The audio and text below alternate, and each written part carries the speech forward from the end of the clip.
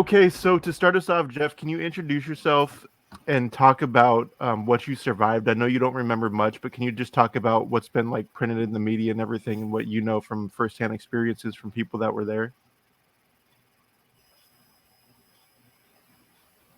Oh shit, I don't remember. No, I'm just kidding. My name is Jeffrey Shonk. I was shot September 23rd of 2010. I am the sole survivor of, I guess you could technically call it a mass shooting. I don't know. But Specialist Platero came in and shot shot myself. Specialist Carrillo and PFC Noonan. I don't know what else is in the news. I wasn't allowed. I've read it, but I haven't really looked at any of the stuff that's in the news. So Amy and Jen, he doesn't really remember much from the incident. Hey, I can't see either any of you guys. Yeah, we don't. You don't have to be on video if you don't want to, but you can if you want to. Oh, okay. I'm fine either way. Yeah. So Jeff doesn't really remember much from the incident because he had a brain injury. Is that correct? That like that part of your brain doesn't process that information or whatever. So I was shot in the head, my right hand, and my lower left leg. The gunshot wound to the head, it pretty much just creased, I guess, right here where I don't know if you could see it or not, but it creased right here on the top of my head. Oh wow!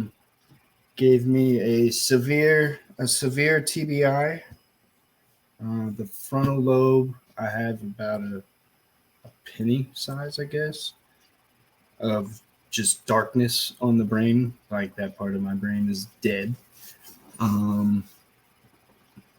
So yeah, the TBI has resulted in I have absolutely no recollection of what happened. I had night terrors of it. Took me a while to get over it. But yeah, I couldn't tell you at all what happened. Everything that you've read on the news, no, thankfully I don't have any nightmares. I don't have any dreams, none of that stuff. So what were the nightmares like at first? Was it almost like it was what it looked like, or what you remember at the time? I would almost go to say that it was like my body was trying to remember, but at the same time, my body was trying to fight it off and say that I didn't need to remember. But I would wake up and it would feel like I just had everything, like I just relived it. The anxiety, the feeling like my heart's going a million miles a minute. It was a lot of fun. Not really, but. Yeah, that's crazy. I can't imagine going through something like that.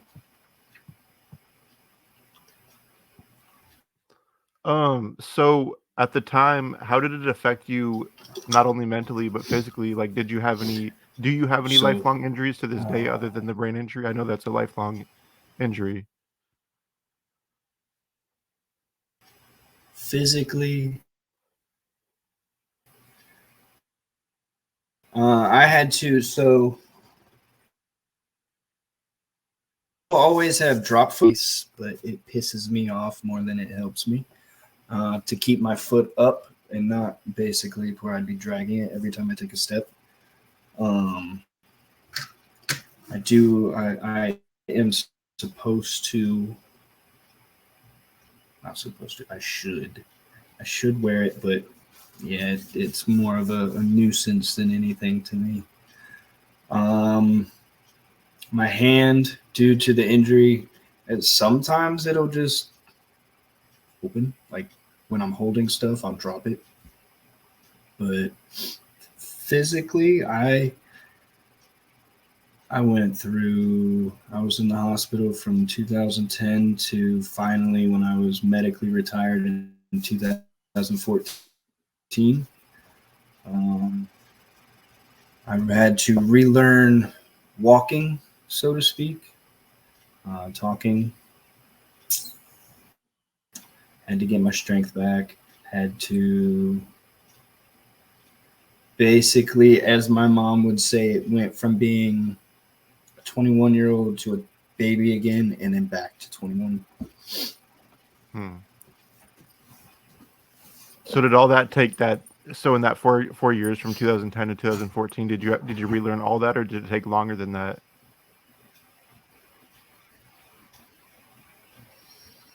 About, I want to say, the first year and a half, I kind of had everything down to base, but the rest of the time it was relearning me, making sure that I could handle more emotional, like everything had to be given to me in spurts, so to speak. Right, like sporadically. If I could handle it, great. If I couldn't handle it, I had to go back and we had to start over again. So just baby steps at first, huh? But I want to say, yeah, I want to say by year 3, everything was pretty solid. I had finally had my X-Fix taken off. I had my skull put back together. I was given the all clear to go check out the rest, go see the not the world, but the town that we were in, the city that we were in. And was that Iraq at the time, or were you back in the U.S. when you were being like rehabbed and stuff? Oh, I was back in the U.S. I was back at Walter Reed. Originally, they sent me to, I forget which hospital it was in Iraq. I don't remember any of that. Don't remember. From Iraq, I went to Landstuhl. And in Landstuhl, that's a hospital that's in Germany. They usually bring, the only time they bring family there is to say goodbye. There was a few times where they almost had to say goodbye to me. But in Landstuhl, my parents came and hung out with me for, I don't know how long. And then I got moved to Bethesda Naval Medical Facility, I think it was, or a hospital. And then from Bethesda, after my brain kind of settled down and they did what they could, they sent me to Walter Reed to handle all my physical, basically my leg and my hand issues and rehab. And then from Walter Reed, they combined Bethesda and the old Walter Reed together. So now Walter Reed, the Army hospital, is now a military hospital that is in Bethesda, Maryland. I hope that answered your question. Yeah. No, it did. Yeah, there's a few comments. Somebody said, "Thank you for your service and extremely traumatic. I'm so sorry you went through this. You clearly are strong and determined." Cool. Appreciate that. So with your other two roommates that had passed away, were you close with them when you were in Iraq? I know you weren't there very long, but were you close with them?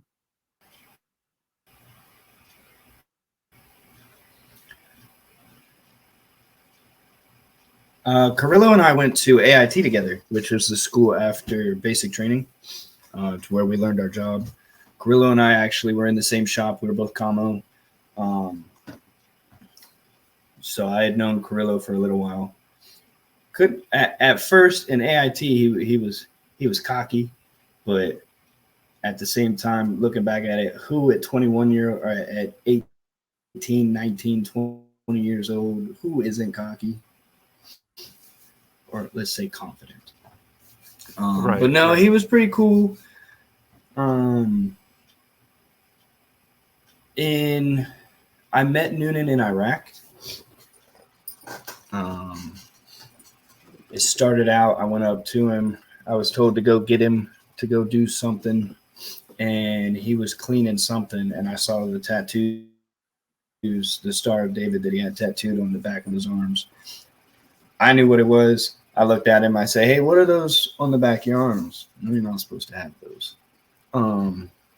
He told me, out of jokingly, he started laughing. He said, "These are my gang tattoos." But after that, we started hanging out, gotten to know each other more, and then somebody said something, and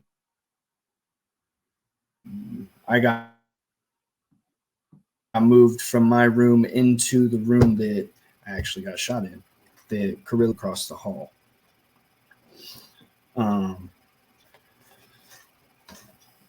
I don't want to say we were close to where like we were best friends and stuff, but we were developing a good friendship. Yeah.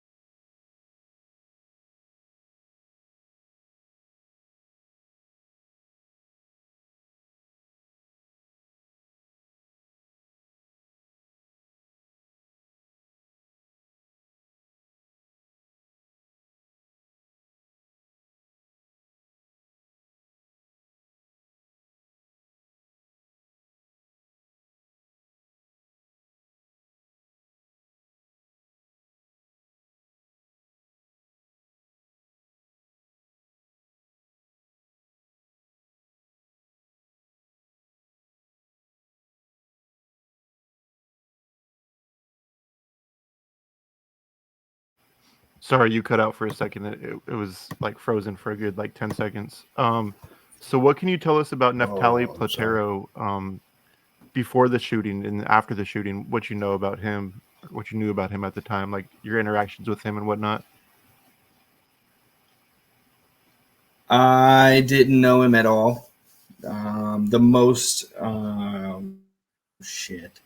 The most words I ever really heard him say, he walked past us while we were smoking, and he said, "If one more person does something, I'm going to flip out." And we're in Iraq. I expected that. Like, whatever. You're just talking shit. Whatever. But no, I didn't really know him. Didn't really talk to him. He worked a different shift than what I did. Like when we were awake, he was asleep. Um, didn't really have much interaction with him at all.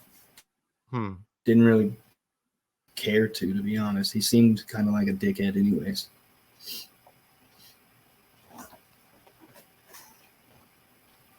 Your mom's in here watching too. Hi, Mom.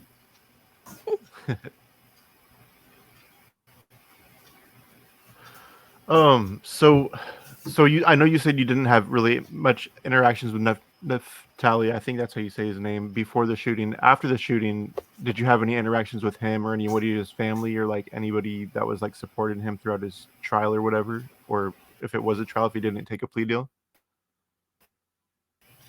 Um, his court martial.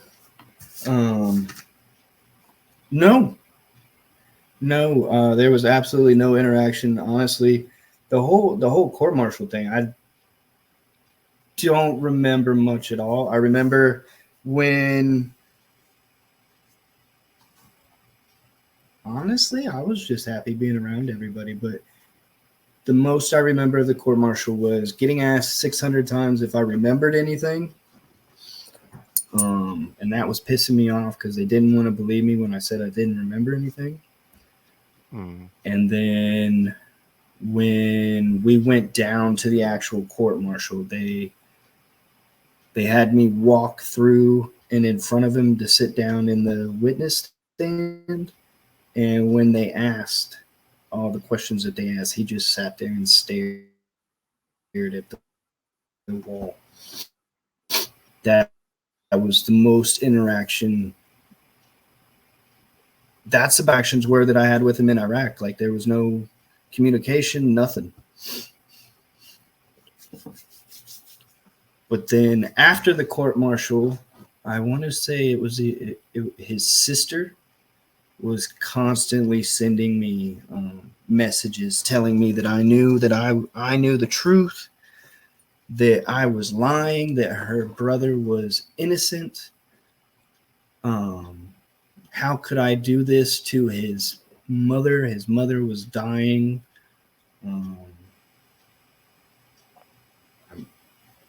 Basically, she was harassing me, telling me that I was the one that did it, trying to make me feel like it was us, that he was defending himself.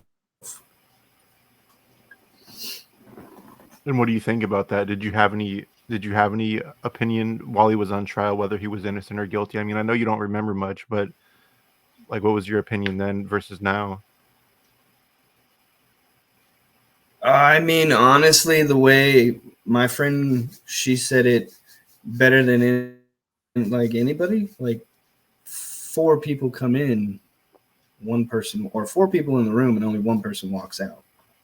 Like none of our weapons were within reach of us. I'm pretty sure mine wasn't even in the room.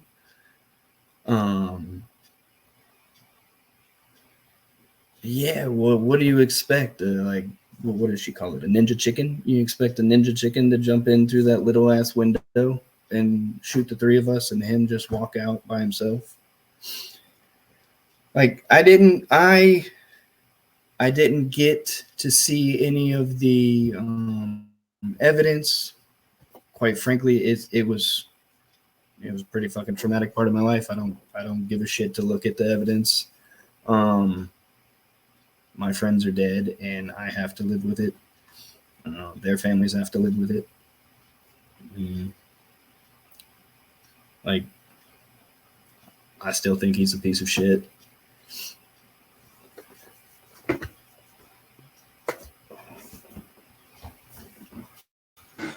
I could see that. And I totally understand it. He's going in and out. I don't know if that's my computer or not. Oh, there you are. You were cutting out for a while. So going back a little to after the shooting took place, do you know, or have you heard reports of how he was like treated or like escorted out of there? Were people like beating him up, or did they just handcuff him? Like what happened to him after the fact that like the shooting was done and he was nabbed like right then and there? Like, do you know what happened? I think everything was handled accordingly. I mean, I know what should have happened, but like, I don't think that anybody that was there would have risked their career or anything to do anything out of right what they should not do. Yeah, I absolutely think that he was hanged. Right. And plus I'm friends with a lot of them still. Like, I'm pretty sure I don't know. I think he was treated as fairly as he should have been, considering what he did. Right. Yeah, that's completely understandable. I mean, being this was overseas, there's a lot that could have probably happened that probably wouldn't have been documented and whatnot. So he's pretty lucky that he made it to trial in one piece. Oh yeah, right.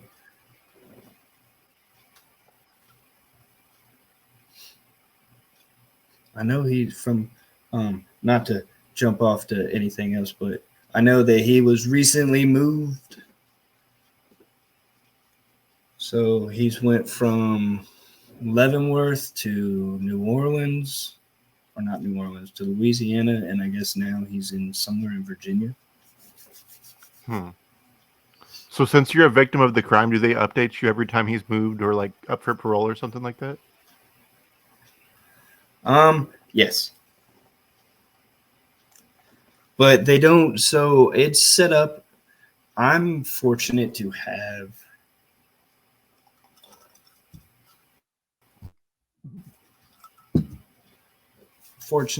some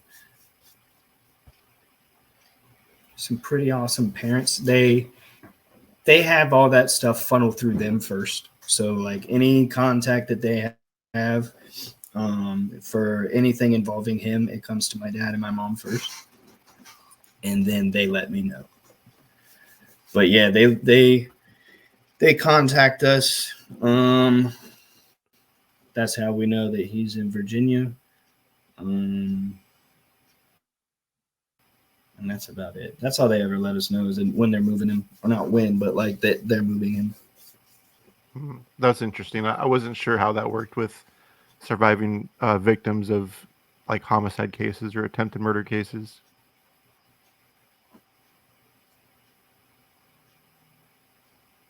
Amy or Jen, do you have any questions? You feel free to jump in anytime. I was going to say you have some other messages. One is, hey, Jeff, Mama Tina here. Much love to you. You also have a, I'm here, Jeff, with Mama Tina, doing good, bro. Josh. So I have some questions. When you were going through, because I know you said you didn't remember much, I guess, how did you deal with the whole process of it going through trial? I saw that he was trying to get a mistrial and things like that. What was your support system like? Who did you lean on? And where are you at now with all of that? We good? Is there like a lot of, because I guess the thing of it is, for me, I'm good. I'm good. Thinking, good. I'm glad you're good. Because listen, this is one of those things that I think had so incredibly traumatic. And I can't even begin to imagine what you went through. And I can't imagine what it would be like to sit through a trial and everything else and the possible re-victimization and things. And I'm curious to how that played out with you with not having that memory and it being maybe like an initial re-victimization kind of, if that makes sense. You kind of lost me, but I'll pick. I think I'm picking Okay. up. So in regards to the for the trial part, I didn't have to sit through anything except for I only had to go in there to give my statement, and then they took me out. I could get out of my monkey suit and go do my own thing. Well, not really my own thing, but I went and sat by myself. So they kept me away from everything.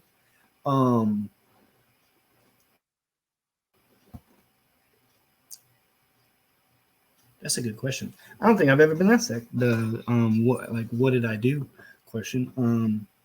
I didn't think about it. Still don't. It That might not I be a think bad the thing, benefit. No, right. That's how I look at it too. I think the biggest benefit of that is that I don't remember. I think if I did, no, I don't think. I'm pretty sure if I did remember everything, I would have probably a much harder time, at least initially. But no, I kind of I've always looked at everything, anything that's, I don't want to say bad. I didn't have a bad childhood. But anything that happened that I didn't like, oh shit, well, that's part of life. I got to keep moving. And that's usually my response when people say, oh, I'm so sorry to hear about that, what happened to you and stuff. I usually say, well, that's life. Shit happens. You got to keep moving. That's kind of how I've always looked at it all. I get it. Me and Jen just had that conversation recently. Yep. It kind of makes you who you are, and who would you be without it? Yeah. But no, with all that stuff, I think I'm good. Good. It sounds like you have a good support system, and I'm a firm believer you can do anything with proper support. Oh, absolutely. No, yeah. I totally agree. I've had some pretty good friends. I've got some awesome parents.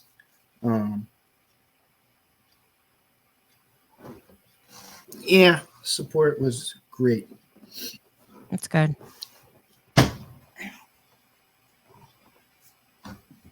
So, how do you think the military handled this situation compared to other situations like, say, like Fort Hood or Robert Bales or other situations like that? Like, do you think they did a good job handling this, or do you think that they could have done a better job? I don't know. I'm pissed off that I didn't get a fucking Purple Heart. But the other people's did. Not the guys that got shot, but I mean the Fort Hood people. The same damn thing happened to you that happened to me. Just more people got shot. That's the only difference that I see. So, but I think they did a very good job at pushing it under the rug. Fort Hood's not talked about. It's joked about in the military still, but it's not brought up. Just I think I've met one other guy that was friendly fire, but his was an absolute accident.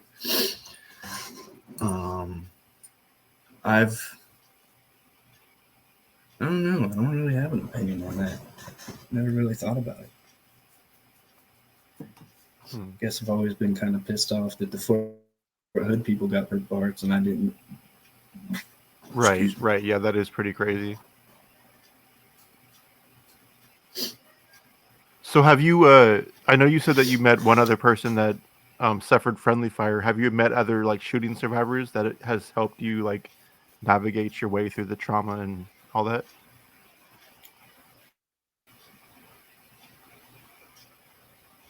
No, well, majority of my friends were from Walter Reed, so like a lot of us kind of just trauma bonded together. Learned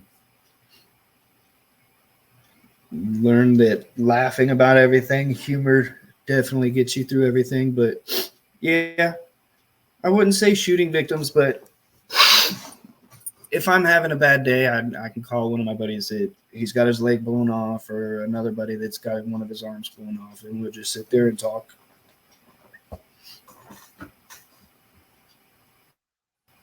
Do you find that more like beneficial than actual therapy, like talking to somebody that's actually gone through a traumatic event like you have?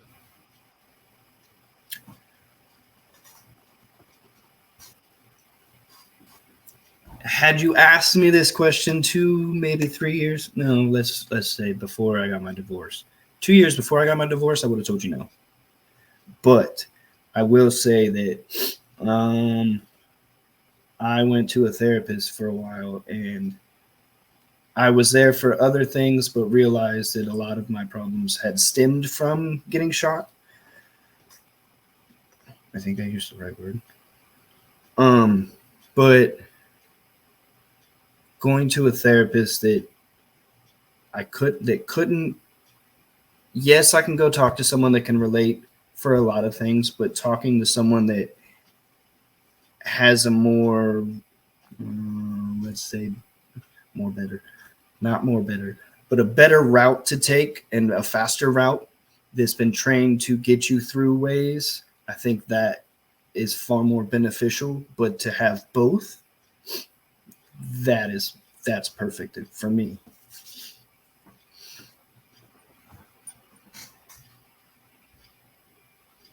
I hope that made sense. It made sense in my head. Hey, Amy, is he cutting out on your end too, or is it just me? There is a lag here and there. Oh, okay. I wasn't sure if it was my internet or if it was just StreamYard in general. It might be StreamYard too. Okay. Yeah, because like every like minute there's a little bit of a lag, but it's totally fine. I have a little thing at the top of my Chrome that says error, so it might be me. Oh, okay.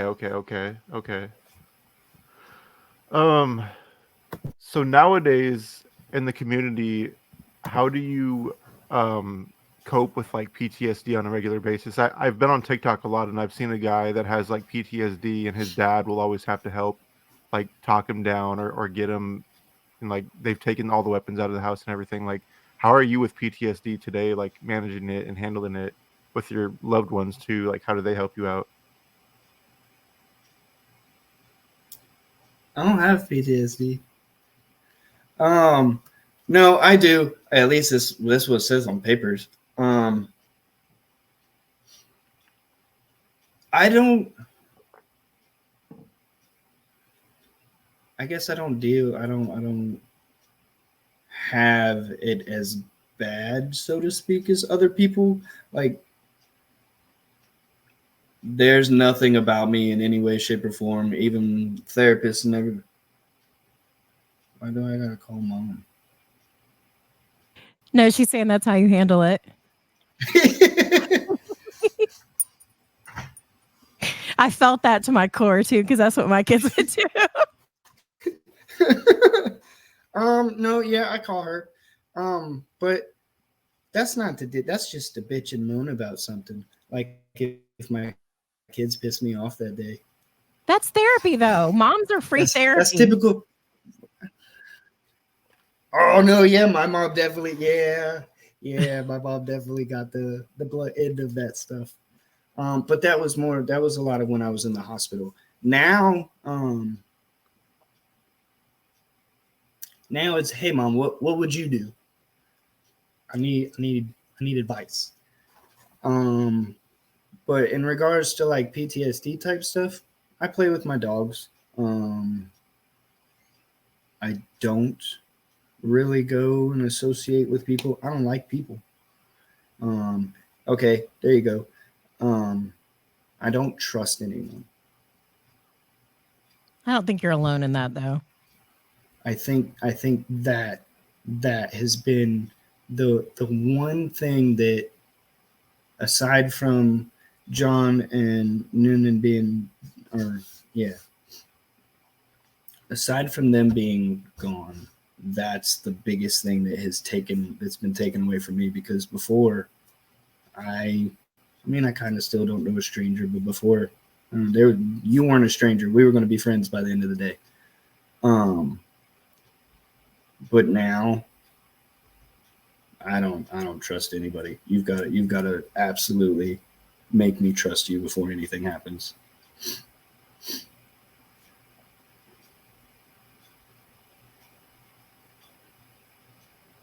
Is it still lagging? Understandable. Being a little bit. Yeah, I just there's like a few seconds delay. That's why I don't say anything. I've tried fixing when it's lagging. It's like dubbing your. Okay. It looks like we're dubbing your face. I have a question. So, did you ever experience any survivor's guilt?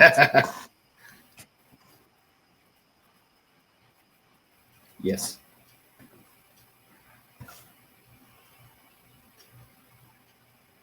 I did. And I want to say I still do. But I've managed to, I don't want to say compartmentalize, but I managed to figure it out and how to deal with it more. What's your earliest memory after it all happened? Like post accident or post trauma? Not accident, because it wasn't an accident. What? I'm just kidding. I'm just kidding. I want to say I had so many people come visit.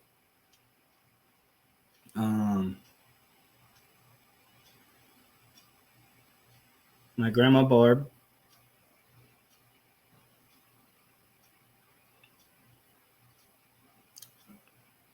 I remember them coming. Mama Tina and Josh, they came. So I want to say around that time frame. So probably like the end of 2010, December-ish, is what I vaguely remember. I remember sitting and watching. Yeah, actually, I remember sitting and watching the movie Jonah Hex with my dad. Okay. I figured it would be a lot longer. So that's good. Up until that point in time, I wasn't allowed to look at a phone. And I asked all the nurses if they wanted to spank my monkey.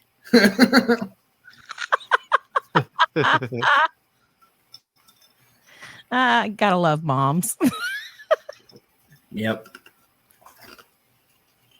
I had a stuffed monkey, and anytime the nurses would come in, I'd be like, "You want to spank my monkey?"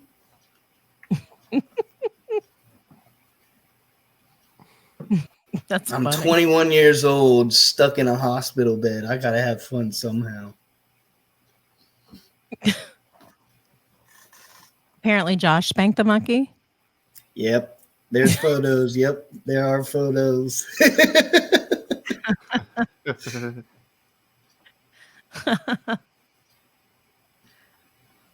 That's funny.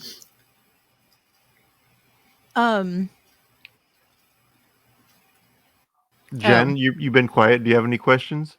You have another one. So how can we is there anything we can do to help? I don't even know what the process is to get that. Is there anything that people can do to like rally behind, to support, to petition, to complain? I don't think so. My ex-wife, she wrote a letter to, I want to say it was Trump at the time, when he was the president, asking if there was anything he could do, and he got shut down. So, but it's all good.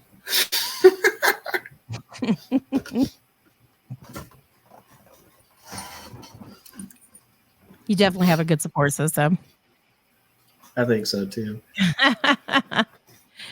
Not only are they spanking the monkey, but they're enjoying it.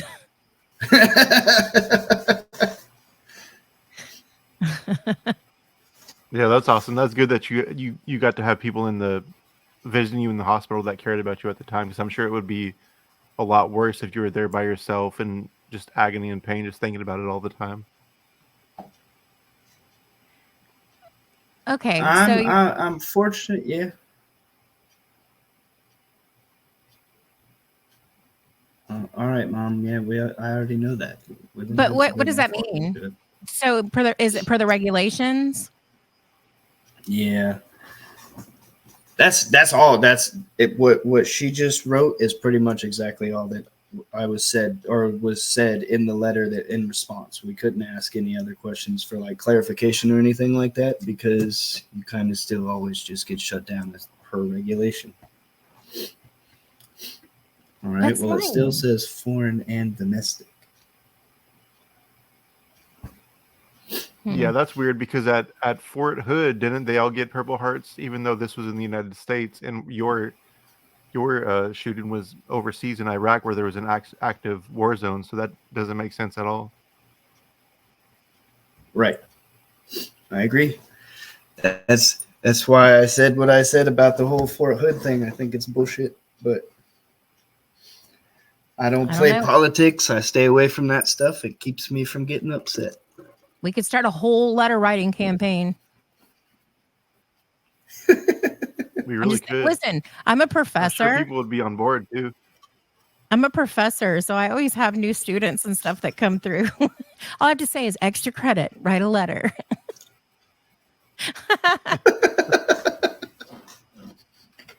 Just show me that you sent it. I don't know who Tasha is, but apparently she loved the monkey. She was my favorite nurse. She was the nighttime nurse. She didn't like the monkeys. She liked my back scratcher.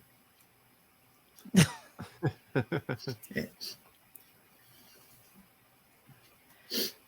Per the regulations. Ugh. Yeah, it was Bologna. But I mean, realistically, like it keeps me from some organizations like the ones that build houses for people and stuff. In order to get one of those things, you have to have like one of the criteria to qualify as a Purple Heart. Now, my body's not messed up enough for me to qualify for a house anyways, but I was just using it as an example. But other than that, realistically, the Purple Heart or not having a Purple Heart hasn't stopped me from doing anything.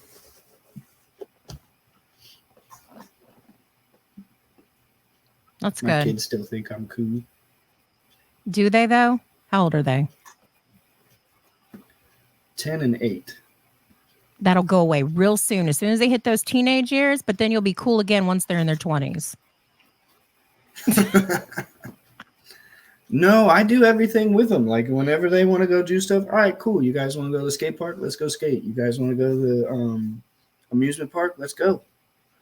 That's good. I'm very, very active with them. I mean, I'm retired, so most of my time is spent with them. That's good. There was nothing better than listening to my adult daughter go, I have such a cool mom.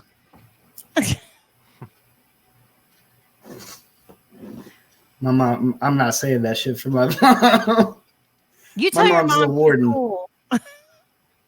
Oh no, I tell her she's awesome all the time. No, she's the warden. She's warden? not cool. Warden. Oh yeah, she ran that damn hospital. Oh, I would too. You don't poke the bear. Yeah, that's pretty much how it was. And then the fact that my dad did 20 years in the Navy, so like she wasn't stupid. There was no way you were going to try to pull wool over her eyes when she knew the same language that you were trying to speak. Oh yeah, good for you, Mama. I would have done the same thing. Mm-hmm. So does anybody have any other questions or comments to make? Jen, Amy, anybody in the chat? I love that your parents are so supportive. I think that's so awesome. I do too. Did you ever like, and this is probably a stupid question, so just go ahead and forgive me from the straight out of the gate.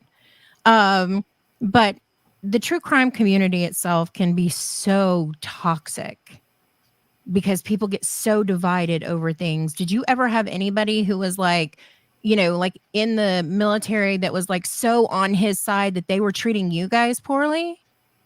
Or was everybody good to you? Because I'm hoping everybody was good for you.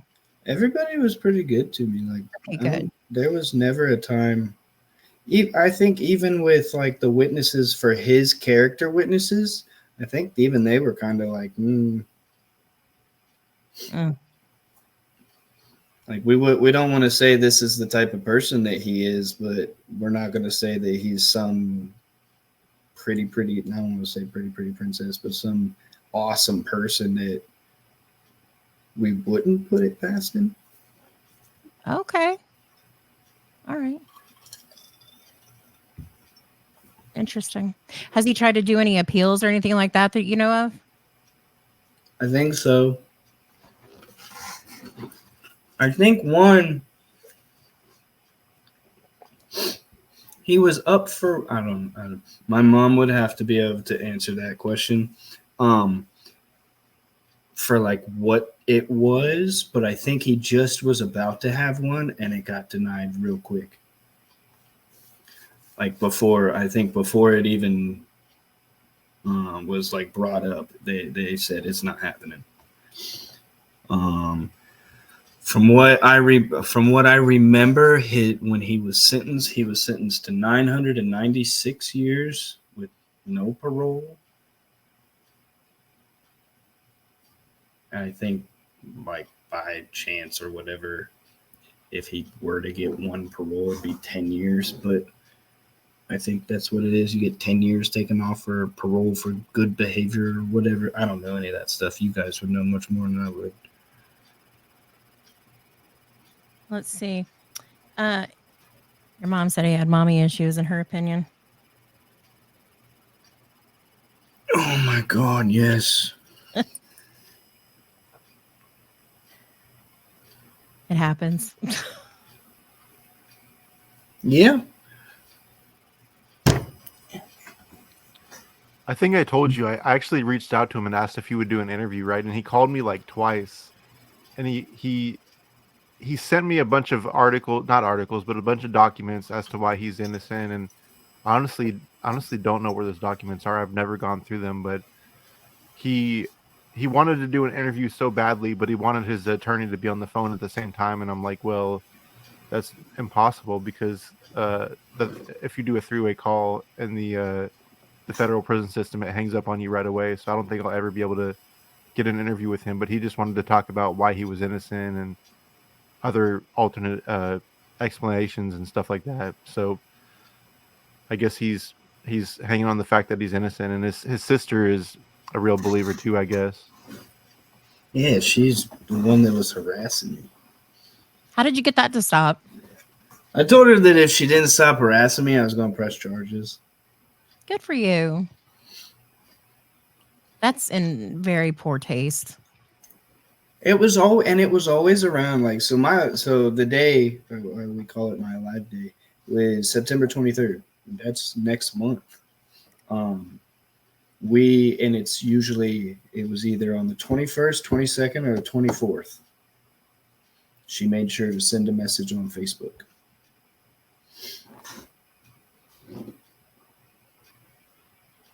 I don't even know what she could be thinking. That is just not okay. I get that their families also experience things, but no, you just don't do that. Right. Like, I get it. I understand it. But at that point in time, you should have known better because you are actively, consciously putting into a text message, or not even a text message, but a Facebook message, and then still pushing send. Yes. You could stop yourself, And I agree with Lala here. Yeah, you should have pressed charges because, Eh. gosh, No, your I don't need any bad juju. no bad juju. Mama Tina said that he seemed emotionless during the trial, and that his family appeared to be the same. Yeah, so they all got to sit in, and during the whole thing, they got to sit in the what's that little area, the audience. In the Like near the jury box? in the pulpit Oh, okay, or yeah. in the pews. That's what they always remind me of.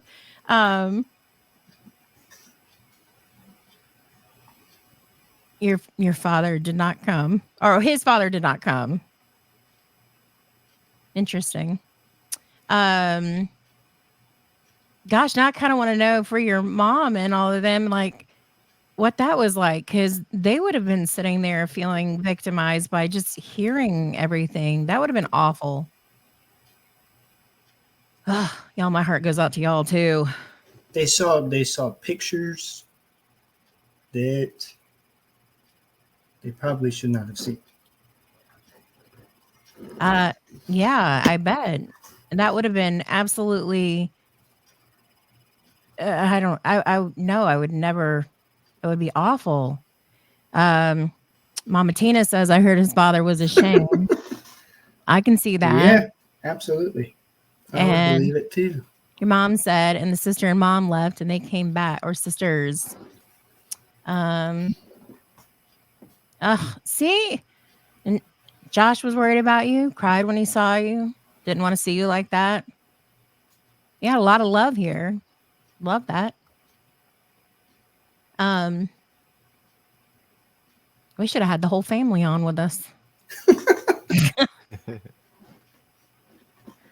I'm sure that's like the biggest stain anybody in the military can have, right? Is like committing like friendly fire.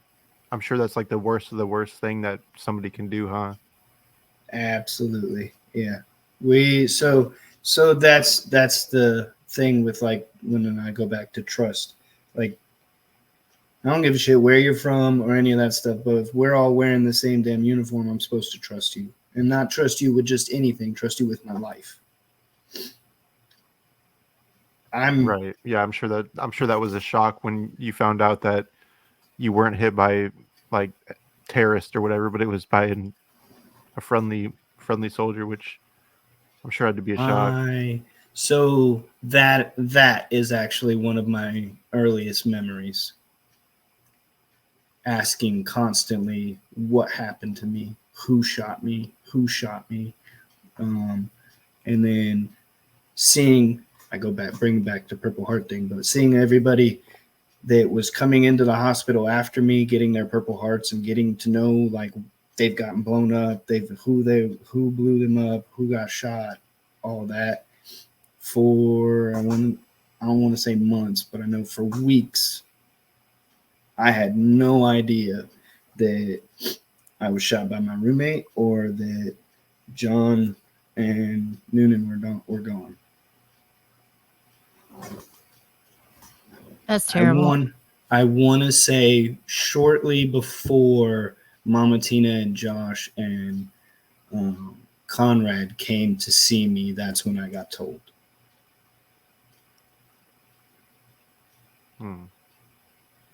Your mom said, I sent my son to war knowing that he could get injured or worse, but I never thought his own brother would do the unthinkable. And I get it. Absolutely get it. She said Conrad told you. Yeah.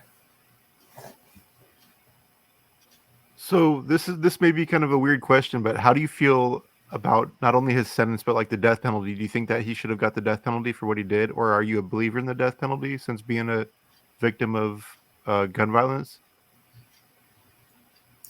I got asked if I wanted to pursue the death penalty, and I said no. And when I was asked why, I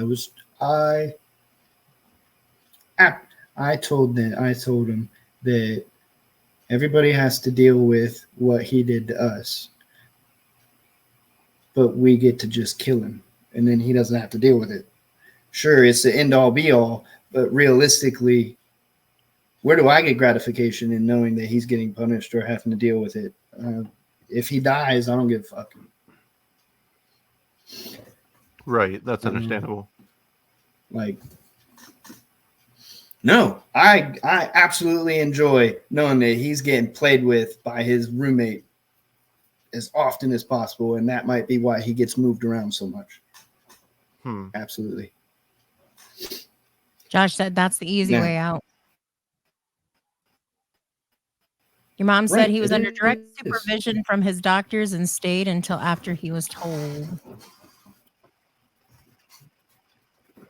Oh, you stayed after? I was gonna say, I don't know what she's talking about. She don't know what she's talking about either. Be nice to your mom. I am.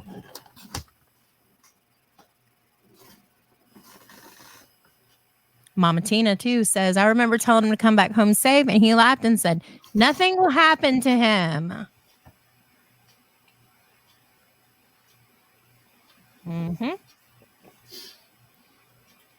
Well, I mean, if you think about it, the only thing that, never mind, I gotta be nice. I can't say what I was going to say. The only thing. I'm only a little half retarded now. Oh, my God. No, his doctor. Oh, no, your doctor stayed until after Conrad told you. Yeah, so that like he could be there if I needed him or something like that. Yeah, I gotcha.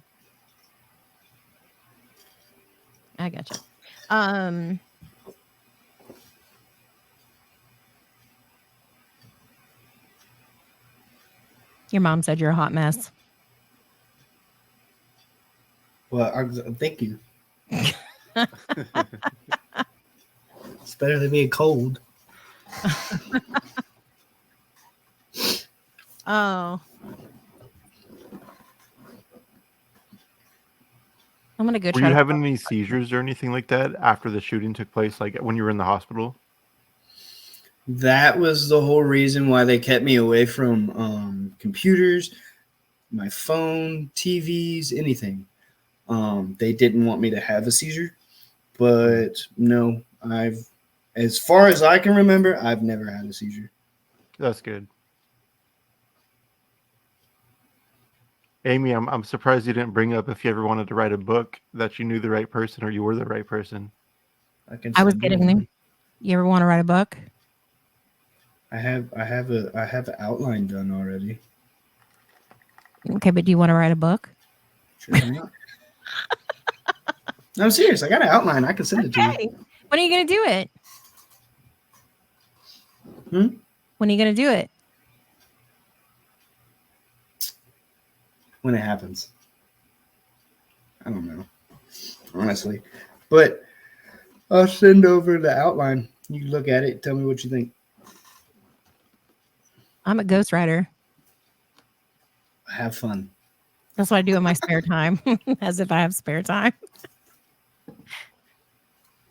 It's fun though. I like being able to be a part of, telling stories and stuff like that. That's why I like the whole idea of like podcasts and stuff, and being able to talk to people like this, because I think storytelling is important. We've lost a lot of stories from people that, we can't ever get back. Right. I agree. I like that. Oh, you're a part of a book. What's that about? Of a book. The Mighty Moms and the whatever. Fuck, I don't remember what it is. Hold on. That's a weird title. It's Unbreakable Bonds. Oh, I like that title. That's cool.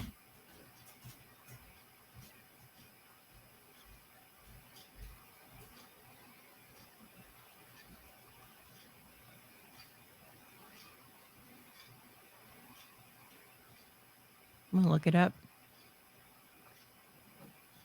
Unbreakable Bonds. Yeah. I can type tonight.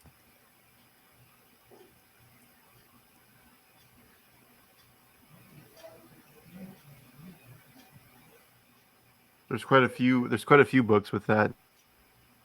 Oh yeah. See See? if I can find the right one. Did I have it? Did I give it away? There are some spicy looking books with that name.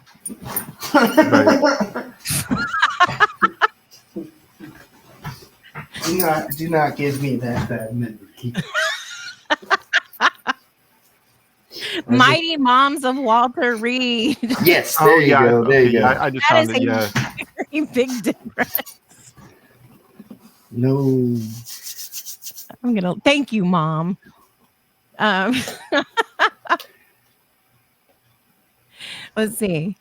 Josh says your mom's a very strong woman. Probably the most genuine family I know besides my mom.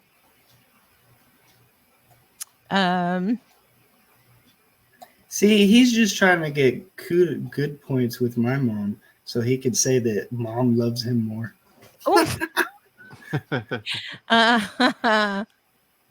Mama Tina says she knows you just got to know that she loves you, and it's been a long journey. You've come a long way, and she's proud of you, and she loved every moment that play rock band. Why is rock band not a thing anymore? I don't know. We used to play I would go to their house and we would play the Beatles rock band all the time. Almost Love every night. rock band. We were just talking about this the other day because, well, not the other day, but we went to this little mini pop-up place not long ago, and inside of there in their arcade they had a rock band game, and I was like, what? And I was like, why is this not a thing? And so I went and I started looking, and sure enough, they haven't even like rebooted that yet, and I'm so like heartbroken. They should do that. As a kid, I grew up as a military brat. Didn't get to have. We had everything we wanted, but we only had so much because we had to move around a lot. I always wanted all the consoles. So after I got hurt and whatnot, I had all the consoles. I also have Rock Band. My kid was talking a lot of crap saying that he could beat me in these games. All right, well, we're going to play Rock Band. See if you can beat me in Rock Band. So it's been every Sunday night. Usually every Sunday night we play Rock Band together. Nice. I miss playing that. I don't know what it is about your grandma's books, but Josh thinks it's funny. Oh my God. So that's why I said don't bring me that memory. Oh. He's an asshole. As a kid, I was bored. We were asleep, and I would anytime we'd come from Sicily to Ohio to visit family, I would stay at my grandma and grandpa's house. Grandpa would stay out in the living room, so I'd sleep out there, and then he'd go to the room. Well, one night I couldn't sleep. I opened up a book, one of my grandma's books, and I don't remember how old I was. I wasn't even a teenager yet. I know that. I read shit I should not have read. It was very descriptive. The loins. Oh my God, yes, but it was more than the loins. It was heaving and quivering. Robbing. I was like, oh my God, Grandma, what are you reading? Now we give her shit whenever I see her and she breaks up a book. I'm like, Grandma, I'm not buying you none of those smut books. Can't do that stuff. Oh, that's funny. My stepmother used to read them. So I know exactly what you're talking about. And they all had the same cover with all the same colors and a guy with long hair. And Yep. Yes. Yep. Always. Oh, Lord. Josh would also like you to know that your mom does love him more. She buys me more stuff. Oh, apparently your grandma still does. Oh my God. She just gets them on audio now. No, I actually am the one that told her about those. Audiobooks? Yeah, I told her, I said, Grandma, you don't have to read it anymore. She said, what do you mean? I said, this way I can't just pick up a damn book and be like, oh. No, now you walk in on her listening to it. Hey, as long as all she's doing is listening, we're good.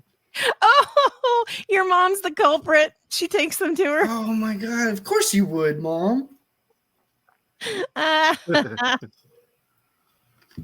no. The enabler. Absolutely. She's trying to give your grandma some joy in life.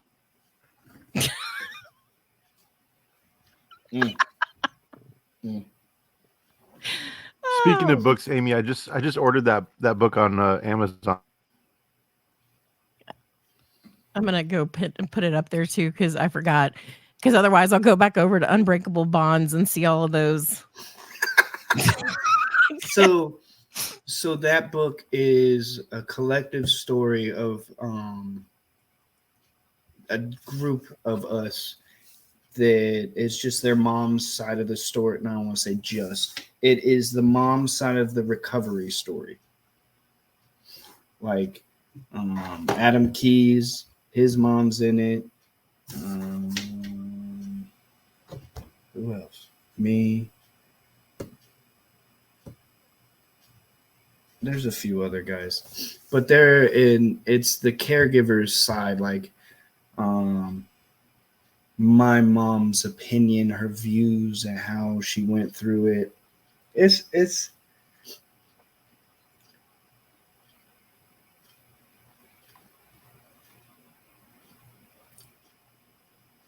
after I read it, I went up and gave my mom a hug and told her I loved her. Aw. Because even though I was going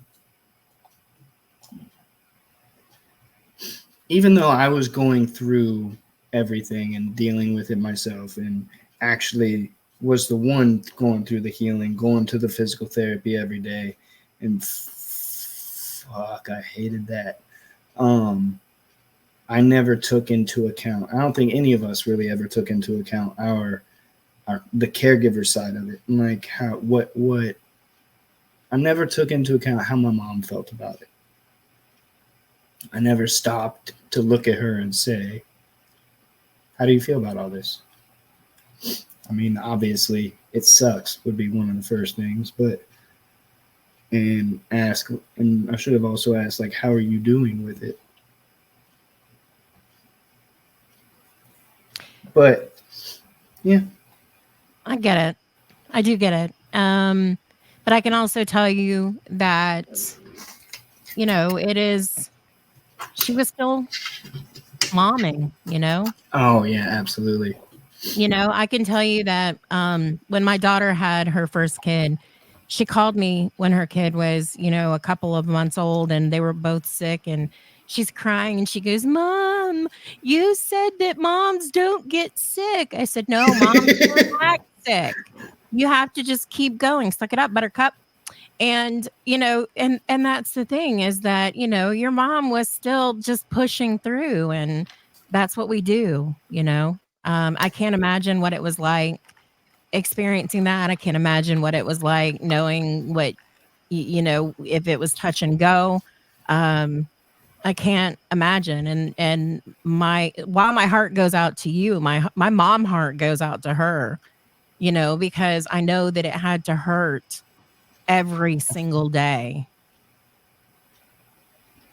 and it's hard. 3.5 years. You saying what you just said. I think you might like that book. Listen, I'm here for it. I used to read the Chicken Soup for the Soul books all the time. So I love like people's personal stories and stuff. And yeah. And listen, I can't even imagine fighting the army on top of fighting for you, and fighting for things to be done right for you and all of that. But Mama's a soldier. Mm-hmm.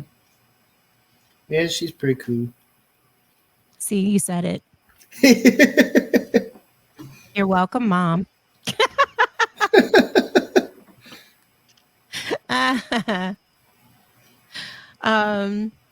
She said your grandma just had her 80th birthday. Happy birthday, Grandma. Where She can we did. get- We had to make a turn and burn. I live 6.5 hours away from everybody, so we had to drive up there that night. Grandma should make an Amazon wish list of books. Oh We can my God. all send her one. I am not participating in that. No, thank you, Grandma. You're gonna get a coloring book from me. Oh, Josh said that he couldn't imagine being in in their shoes, or yours or your mom's. And your mom did also say that she got the name Warden for a reason. Yeah, she definitely did, and it wasn't just me that called her the warden. There was a lot of other patients that were like, "Oh shit, here comes the warden." See, I'm here for it. Do your thing. Get them. It's a lot. Mm-hmm.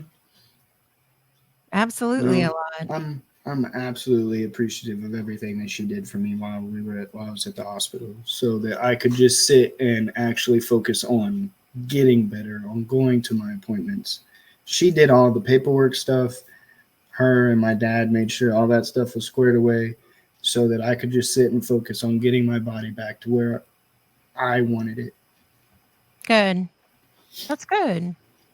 Sometimes you just need to have that downtime and know that everything's taken care of. I just didn't like being told that I'd never walk or talk again. Fuck that. Watch me. I'm doing it. You know what? I like that attitude. I'm the same way. She said the army didn't like me coming at them. I bet they did.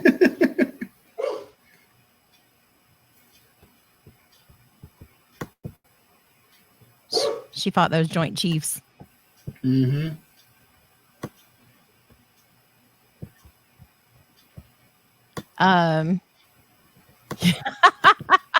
Should have pulled some ears. Oh my God. Yeah, she pulls everybody's ears. Oh, I guess Andrew got lagged off. Oh no. Maybe it was him. Well, I'm so glad that we had you on. I didn't get it. Yeah, you know what? You're exactly right, Mom. They thought I was just a little dumb woman. And you know what? I'll tell you one of the best things about that right there is I love nothing more than for somebody to underestimate me He's back. because they never see me coming. You back, Andrew? Damn, I just got kicked for some reason. It's been like lagging for the last like 10 minutes. I don't know if it's been lagging on your guys' side or not. No, we've been over here Mhm. talking about you. Just kidding. We haven't. Well, I was just saying that I thought, I'm so glad that we had a chance to get him on and to hear his story. I try not to do a lot of research before going into these things because I like it to be organic and I like to be able to learn from people about their experiences. So thank you so much for sharing with me.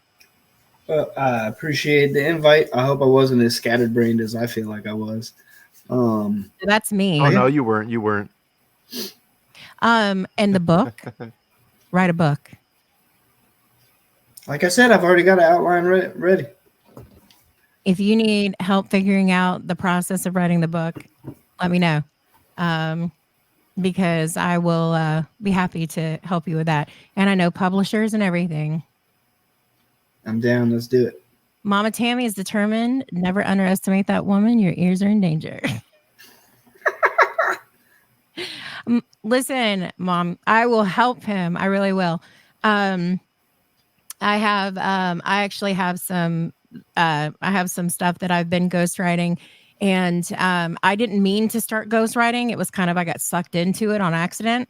I was supposed to just be helping to keep people on track. And it turns out that the subjects were like, oh, I like you better.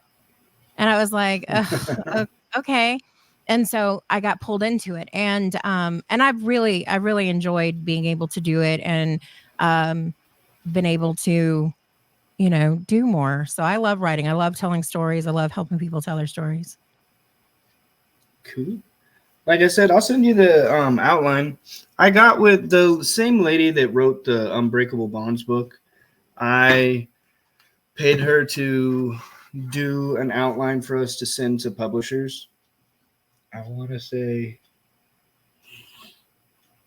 we sent one to a publisher, and the publisher wanted the rights to the story and all that stuff, and only wanted to give me like $300. What? So I was like, wait a minute. You're giving me $300 and telling me I can't talk about my own damn story? You can kiss my whole ass. So they wanted like your total, were they wanting like rights for production and everything? I think it was just for the book. I would have more of the rights if they did like movies and TV shows. Oh, I know producers too. Oh, okay. I'm just saying. Actually, I know somebody. I just thought about it too. I don't know if they're listening right now, but I'll make sure to send this to them. But I do know somebody that might be up your alley for this, and I'll text them tonight and ask them. All right. I appreciate that. Yeah, I'm all about like making those connections and trying to expand more too. My goal when I was 8 was to be a writer, and now I'm a professor, and so I technically write, curriculum and stuff like that, but it doesn't exactly soothe the soul. Hey, I I hear want to you. do more. I want to say, I don't remember how old I was, but I was definitely a kid. I said I wanted to be just like my grandfather. What does that mean? I wanted to follow his footsteps in the army. Oh, okay. Kind of got there. Nah, you did. You just deviated a little. A little bit. That's okay though. Okay. I'll reach out to people. I'm like your mom. I'm Mama Bear too. And I'm really good. I'm really good at going to people and being like, you really like this story. You want this story. You do. You want to know all about it. I'm just saying, I'm really good at that part. I should probably have been an agent or something rather than anything else. Yeah, there you go. That sounds like a good fit too. Said I went to law school. Hey, that's not bad. It is when you get in your second year and you're like, I don't want to be anybody's mouthpiece. This is literally the one thing that happened to me. I get into my second year and I'm like, I'm working with juvenile delinquents, and I'm like, I don't want to go into court and advocate for somebody that I know that this is just not the right fit. And because it's a juvenile, it's a whole different story. And I understand that. But but I finished out my law degree anyhow, because I was like, I'll do mediation or something. Maybe I'll sit for the bar later. Then I ended up teaching. So, I mean, it's different, but I feel like teaching would be more rewarding. it is very rewarding. I will give you that. It is very rewarding. I like knowing that I'm building an army of advocates. There you go. You can call me the general. You got a warden and a general. I'm just saying, general professor.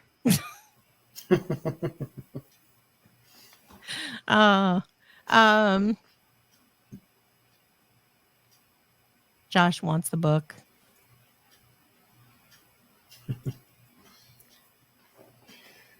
We need a book. I'll send you my information, but I really will reach out to them.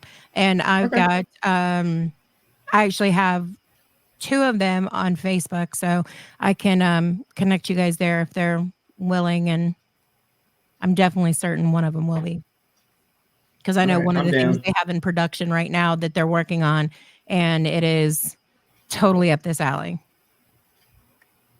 Nice. All right. Well, that's all I have, Andrew. What do you have? I I think that's about it. The past like 15, 20 minutes, I didn't know if you guys were talking or not because it was just like it was frozen the whole time, and it kicked me out too. So I don't know. I missed like the last 20 minutes, honestly. The only thing that you need to worry about in terms of a recap is that Mr. Jeffrey Shonk here, he started out in the beginning saying he would not say that his mom is cool, and he backtracked. That's funny. That's all we needed as our takeaway from this. All right, fair enough. I'm just saying. And the title of his book will be My Mom is Cool and I Need a Purple Heart. That sounds like a good title, actually. People would be like, what? His mom said you need a new shit. internet Yeah, I provider. do. I do definitely because it's always lagging, especially where in my room. It's a weird spot. It's always hit or miss. Do you have it as Wi-Fi or hard? Well, I have it as Wi-Fi, yeah, but the signal's down in the basement, so it's like kind of hard because I'm on the second floor. There's a basement, first floor, then second floor. So I think it's just a weak signal, really. Listen, I'm not technologically savvy, but I will tell you this. I have 3 floors in my house too, and I know for a fact that on the first floor and the third floor, I have to have a mesh thingy. I don't know what the thingy is, but it's a mesh. You need a thingy. mesh system. Yeah. Thank you. It's a Mesh thing. system and hardwire all your stuff if you can. Yeah, I'll have to look into that for sure because I'm always going in and out during Zoom and stuff like that, and I'm always just like, can you repeat yourself like the last minute? Fix it. Yeah, I need to. I'm gonna look into the mesh system for sure. Wi-Fi mesh extender. Thank you, Mom. I'm actually gonna add that to my Amazon cart right now before I forget. That's what it is. Get the Orbi one. Make sure to look up how much like square footage it covers and stuff like that. I have the Orbi one, and it covers 5,000 square feet. Okay, I think I've had something like this before. I've had like Google Home, and there was like 3 of them, and they boosted the Wi-Fi. That looks kind of like this. Oh, Mom's an IT supervisor. No, you're not. Nice. You're a glorified secretary. You're a warden. She's a warden at work too, isn't she? I don't know. From the stories that she says, it sounds like people don't like her, so I would think so. You know what? If that's the case, she's doing something right.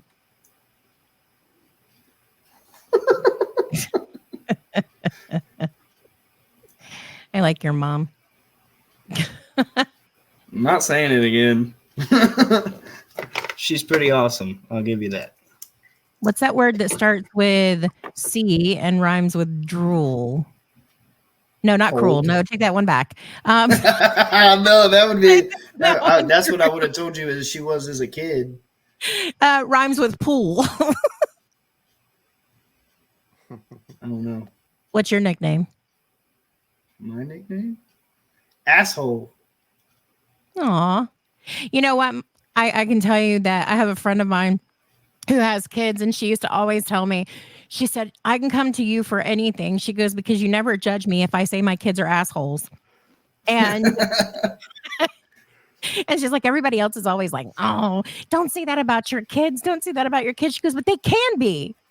And I was like, girl, I've got I get it. I get it. I absolutely was an asshole. I still am an asshole, but I'm the nicest asshole you'll ever meet. Well, there you go. Same. I'll be nice until you give me a reason to be an asshole, and then from then on out, I'm an asshole. I'm the same way. Yep. Except That's how Josh. it should be. Josh said you're an ass, though. He needs to stop looking in my eyes, fruitcake. Still his only best friend, though. Yeah, it was. Yep. Mm-hmm. How long have you guys been best friends? I want to say we met in 2009. How long have you been only best friends? Since you just said no. Probably about that long. Okay. Yeah. We are absolutely. That's why we get along so well, because we are pretty much the exact same person. Everybody needs that person. All right. Well, thank you. Yeah, thank Absolutely. you. Thank you, We guys. I appreciate it. I definitely appreciate it. And I'll ask that information and I'll send you what I get. All right. I appreciate it. Thanks. Y'all have a great night. You All right, too. you two have a good one. Thank you again. Bye. All right. Bye. Later. Thanks, Mom. Unforbidden.